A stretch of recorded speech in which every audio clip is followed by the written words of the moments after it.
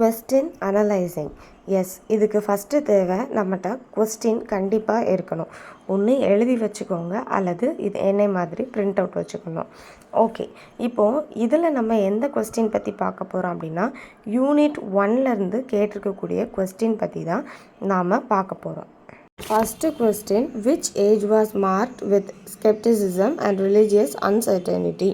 So கொஸ்டினை first read பண்ணும்போதே தெரிஞ்சிருக்கும் நமக்கு. ஃபஸ்ட்டு அந்த டேர்ம்ஸ் எந்த ஏஜை டிபெண்ட் பண்ணுது அப்படின்னு தெரிஞ்சிருக்கணும். செகண்ட், எந்த ஆத்தர் எந்த ஏஜில் உள்ளவர் அப்படிங்கிறத பற்றியும் நமக்கு கிளியர் கட்டான வியூ வேணும். இது ஒரு டைரக்ட் கொஸ்டின். இதோட ஆன்சர் விக்டோரியன் ஏஜ். ஹெல்ப் புக்கில் அப்படியே லைன் மாறாமல் கொடுத்துருக்காங்க. ஸோ இந்த விக்டோரியன் ஏஜ் தான் என்ன சொல்கிறாங்க, by scepticism and religious uncertainty and the spiritual struggle and unrest. இதுக்கு கீழே தான் அவங்க ரெஃபர் பண்ணியிருக்காங்க அந்த ஏஜை. இதை நம்ம கிளியராக வாசிச்சிருந்தனாலே நம்ம என்ன பண்ணிக்கலாம், ஆன்சரை கிளியராக பண்ண முடியும். கொஸ்டின் அனலைஸ் பண்ணியாச்சு. இந்த டாப்பிக்கில் உள்ளதை எப்படி படிக்க போகிறோம்? எஸ், இதுக்கு ஃபுல் புக்கையும் படிக்கணும். எல்லா 10 ஏஜ் அப்படிங்கிறதுனால ஃபுல் புக்கை கவர் பண்ணணும்னு இல்லை.